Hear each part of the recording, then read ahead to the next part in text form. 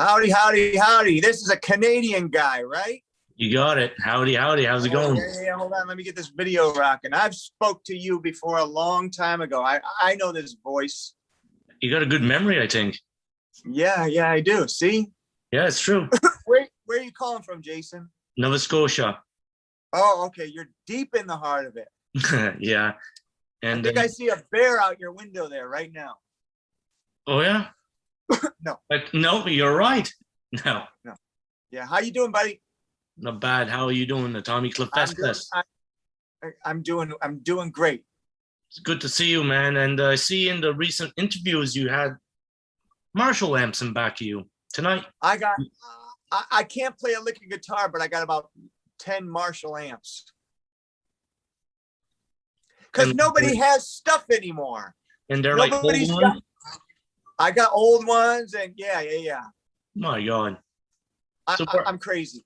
Where are you right now? Crazy. You're hanging I'm sorry? out. Where are you hanging out right now? Chuck Berry and Elvis, posters. All this stuff. I'm in my jam room where I do all my drumming all the time, and so I like to have gear when guys come over or I rehearse or whatever, because nobody has amps and stuff anymore. They got like an amp like this, and you can't play with me if you have an amp like that. Incredible. When you do collect stuff like that, it does make a difference when you go and play and your guitar player looks at it and says, wow, let me play it through this amp. Well, I mean, I like this stuff because it's the sound that it should be for the music that I play. So, it came in handy when I made this record because I used all my amps because I have all the good stuff. And there was a certain tone that I was looking for. And let me tell you, Tommy's RockTrip does have the tone from what you see in the music video, certainly. I mean, you guys got the image, you guys got the tones, you got the amps in back of you, in the music video. Got to play some rock and roll. Now, that is a kick-ass song with those double bass drums going in. I'm glad you dig it, Jason. I made it just for you and for Canadians who know how to rock. Because whenever I come up to Canada, I mean, I've been coming up there since I was, 12 years old playing gigs, and it's always a little rowdier. It is, because we don't get to see they're a little more appreciative. I love it. It's more, it's how it should be. I mean this as a positive thing. It's like 20, 30 years ago. You know what I mean? They enjoy the music, One thing I'd like to tell you, in 2014, you did come in Halifax with Black Sabbath. And I mean, when you see Black Sabbath, Ozzy, Tony, Geezer, and all them, it's great to see. But let me tell you, when I seen Tommy Clufetos play drums that night, when I drove back 3 hours to go home, I wanted to be a drummer. Okay. It does change when you do. Meaning that you felt you could do a better job than me? Is that what you meant? I meant that I wanted to become you. No, okay. Yeah. No, you impressed me. Thank you very much. I appreciate that. I'm glad you enjoyed the show and it made you feel good, because that's what the goal should be, And certainly with the high energy you always bring at shows, it's superb and it's good to see. I mean, it's inspiring to people. Jason, I knew I liked you, buddy. Keep it coming. I knew I liked you. You're going down the perfect road for me. Just pure ass kissing. I love it. I'm just telling you what I want to say. No, I'm just messing with you. I really appreciate the kind words. I honestly do. It means a lot, because I can tell you like good music. Like probably everybody else. Yeah.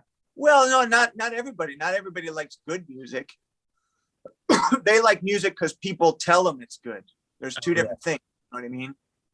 When we did buy the magazines back in the day, we did have the music, inside. And it's like, it's the Facebook of today. Oh, what's Black Sabbath doing, or Ozzy Osbourne?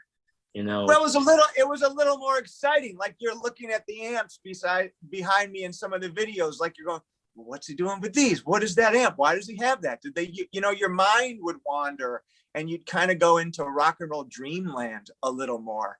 I used to do the same thing. I would look at drum magazines and what is he using? What's this? Like, what are those shoes he's playing drums or whatever, why does he have a symbol like that? It was exciting. Or I would go to a rock concert the gear would be covered up and you're waiting for them to take the drapes off the drums and see what drum set they're using. Now you can, you see the whole tour before they even come to your city, Oh And yeah. I like the mystique of it was a fun thing, where you had to look on the back of an album to see what, amps guys were using, or, how did they set up, and, that kind of, that was cool, and some of that is lost, unfortunately.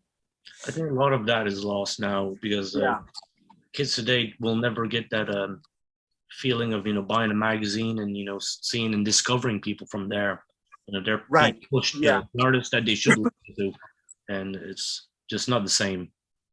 No, it's not the same of self-discovery, or your buddy gives you a record, or you hear something coming over the radio and then you got to go search it out. And that was, I think, there's always been processed, put together bands since the 50s. That's always taken place. But with 60s, 70s rock and roll, I think a lot of the good stuff, hard rock, it was more from bands going out and creating a word of mouth effect.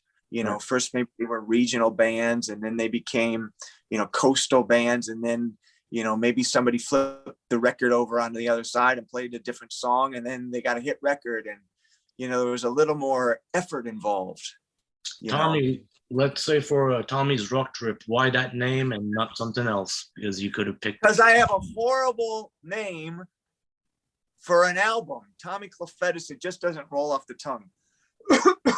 And it's my record, but I wanted to make it a band record.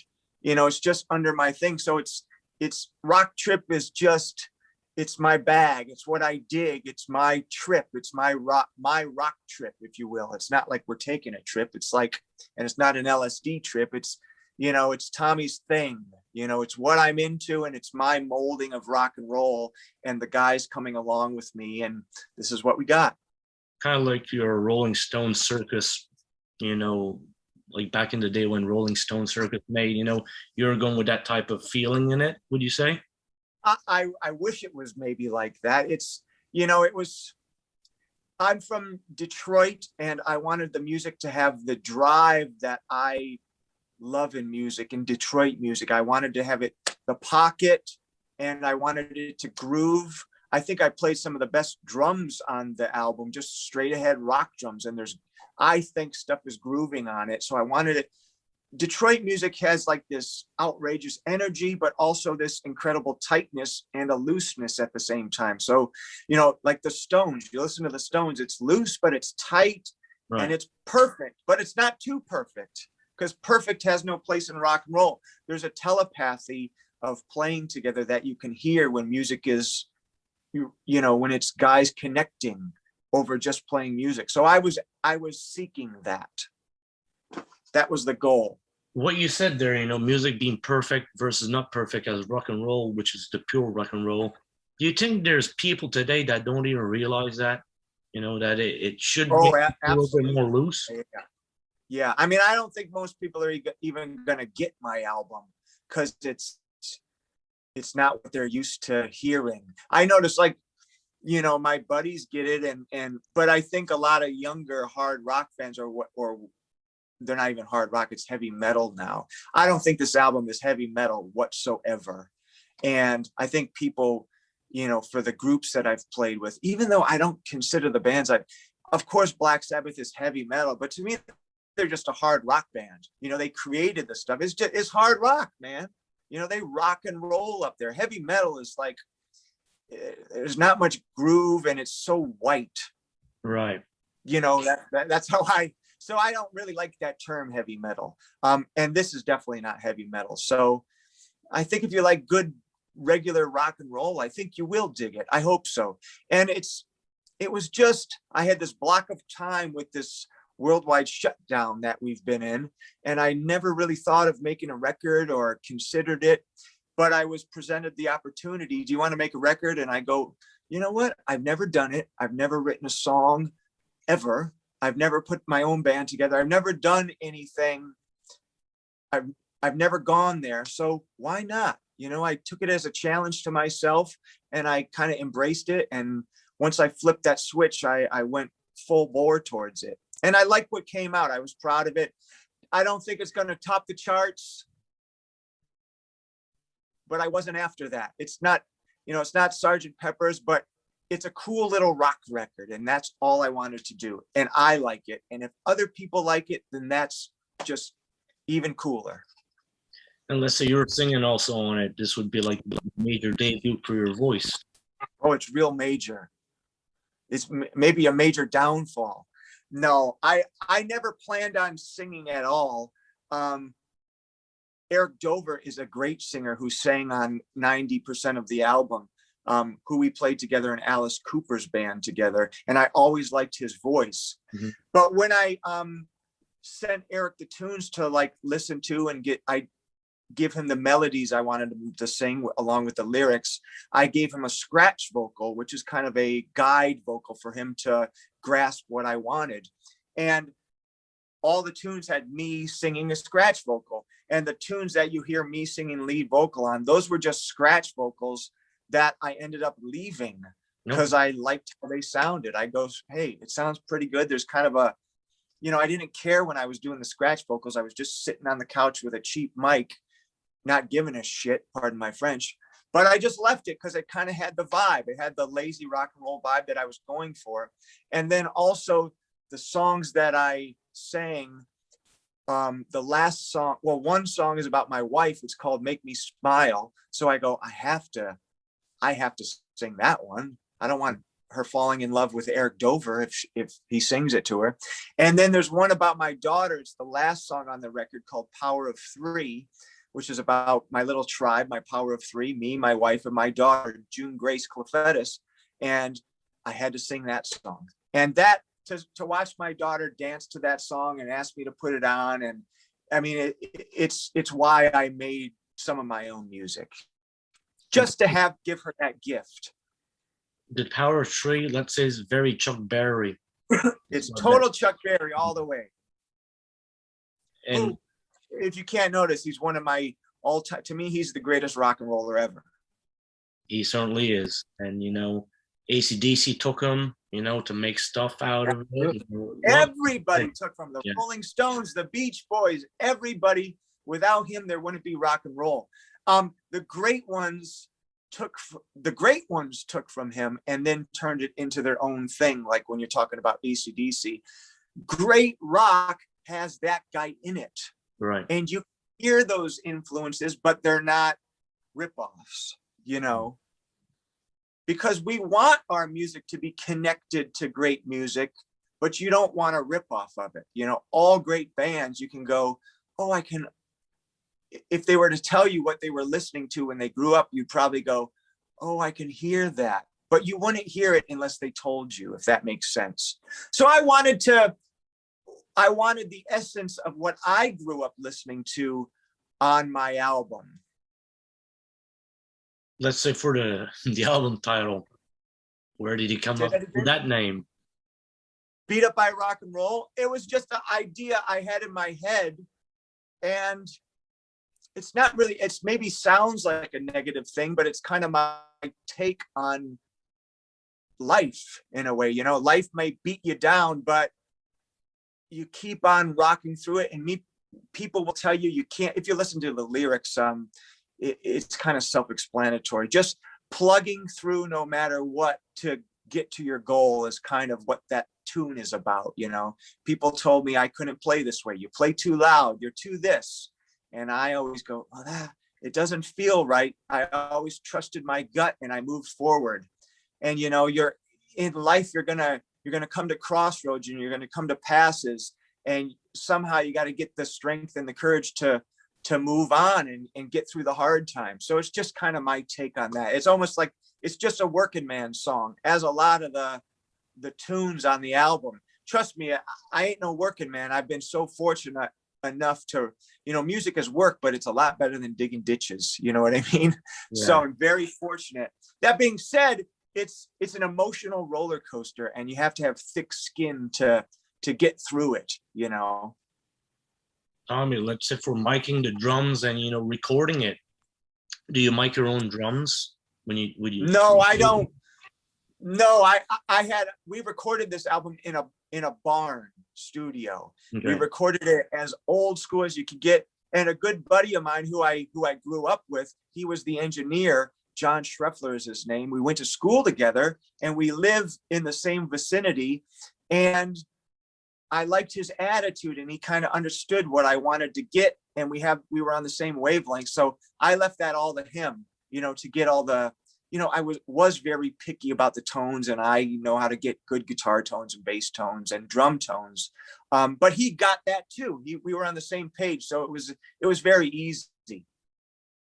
In your career, did you ever mic your own drums? Like, so when you're on stage, and what's your approach on doing stuff like that? Nah, I let the sound guys deal with it. I don't get too picky, I mean, I don't go there, unless you have to go there, unless it's so bad, yeah. In the early days, yeah, we carried our own PAs and we carried our own mics, and you had to, you know what I mean? Yeah. But I don't want to touch my drums until I get on stage if I don't have to, To me, they're just tools. I don't get too involved. I'll beat up a drum set and then just get a new one. I'm not too, it's just a tool to me. I don't get too sentimental about it. You know what I mean? Some guys have, I've had this snare drum since I was 7 years. I could give a shit, just give me another. In fact, the worst thing is when I'm home and I break all the drum heads on every drum I have, and I'll just keep going through, and then you're left with 30 drum heads that you have to change. You're like, oh, what a pain in the ass. Can't I just go on tour so the guy can do it for me? What a life I have. And no, when it's at home, you got to do them. I know. It takes a long time, believe it or not. Yeah. So you've been learning about tuning drums at home and all that stuff. How's your life, being at home now? I have a 4-year-old, almost 4-year-old daughter, and I take it, it's almost a blessing. I've got to spend this great time with her, and, it's the most important thing in my life. So I look at it as a blessing. I'm a dad. I'm a husband. I provide for my family, and we're in this mess together, and we're coming through it together. And it's a wonderful thing, even though things are tough. It's times like these that you go, thank God I married this woman. Thank God, I'm a lucky, very lucky, blessed guy in my life. And this time has really proven that to me extra. I already knew it, but now I know it even more. How's life, thinking that you're in Black Sabbath and stuff like that? You ever think, in a day, I was in Black Sabbath, I was, playing with Ozzy, all these great bands, and now, I got Tommy's RockTrip. Does it still go? Yeah, what, you know what I call that? I call that from it to shit. It to shit. Yeah. I mean, I don't look at things that way. I always feel blessed that I was lucky. I was honored to play with those guys because they're great musicians. But I don't look at it as I was I was never a member. I was just, once a gig's over, a gig's over. You know what I mean? So I don't really live in the past concerning that. I always have to plow forward, as does everybody, So you in life, you like to just move on, create stuff, and just not look back.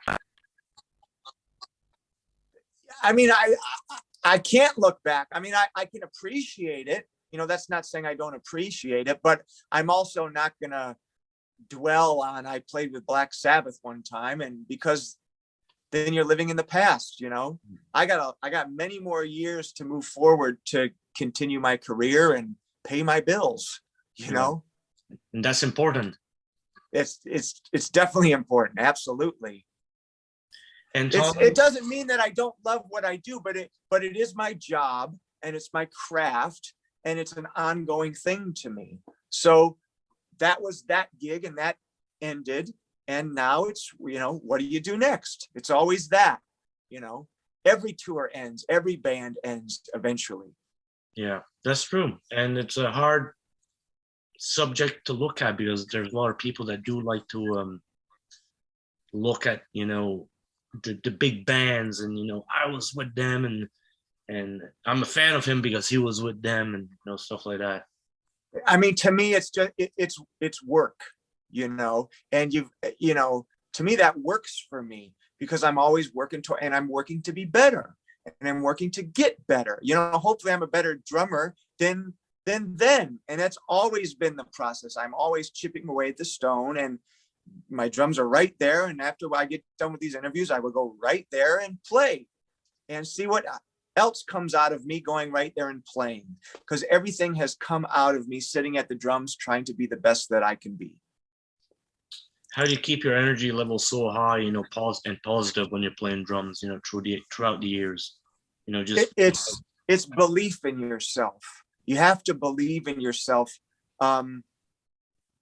and be truthful with yourself of what you're meant to do in this life. I've never looked back from the time I picked up my drumsticks. I knew I was going to be a drummer, and I had no other choice other than to make it work. I didn't come from rich parents. I didn't, have a trust fund. I didn't have famous dad, and I had to make it work for myself.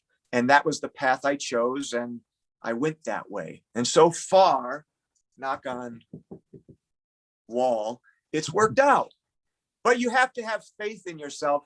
And because music, I do think life is crazy, but a lot of times a normal person has their job and they could work there 30 years. That being said, they could show up one day and you're all fired sign on the door. But, it's a very unsteady thing, the music thing. So you got to have faith in yourself in the downtime to know that it's just a matter of time before you'll be back rocking again or whatever. And that being said, when you're on a roll, you can't get too high either. So that's kind of why I have the attitude of, when I do certain gigs, I try not to get too full of myself either, because it all comes to an end. But Right. Then there's always another time. You know what I mean? So I don't want to get lost in all that, because it's all kind of a false thing to me. I play music to the best of my ability. I want to be respected for my work ethic and my outlook and the effort that I put into it, and hopefully making bands be better when I join them, because that's my goal. But other than that, I could care less about the accolades or being on top of a drummer pole or a musician pole or going to a Hollywood red carpet or whatever. It's just not my scene. And, I go home. After I'm done playing music, I go home and that's it. Tommy, you got a great, perspective of life, and just love it. And your album does sound good, and let's hope it does chart. Whatever's going to happen is going to happen. And it only sounds good. I thought you could come up with a better adjective than that. Sounds great. Okay. How about it fucking kicks ass? What about that, Jason? It kicks serious ass. Oh, okay, good. All right. That's more like it, Jason. Right. I didn't want to look like I was sucking up to you either. So. Oh, no, I'm totally fine with that. It's totally fine with All right. Well, your album does sound great, and thank you very much, Jason. The mixing and mastering also was very well done. So cool, yeah. Yeah. So all the guys on the album, they really helped make what I wanted come true. So all the musicians did a wonderful job, and I'm very proud of them and grateful to them for doing so. Yeah, and hopefully you produce another music video, because I really enjoyed your last one. Oh, cool. Thank you, Jason. Thank you for taking the time to do the interview, and all my best. Did you get your vaccines and anything like that? Not yet. No, yeah. I just took my wife this morning to get her first one, and I had mine. Yeah, but you're safe. Do you live in the country or anything, or are you in the city? Country. Oh, good. You got acreage? What? I mean, are you on a lot of land? Well, not really. We're in country type of style, but cool. So you don't. I'm in Los Angeles, so it's like nuts down here. You know what I mean? Can't do anything. Yeah, we have land. So, I'm sorry. We got land down here, so it's not bad. Beautiful. Right. Yeah. Exactly. Well, Jason, thank you again, buddy. All my best to you, and anytime, hit me up. All right, man. You take care, and All right, now. we talk to you again. Thank you so much. Okay, good night.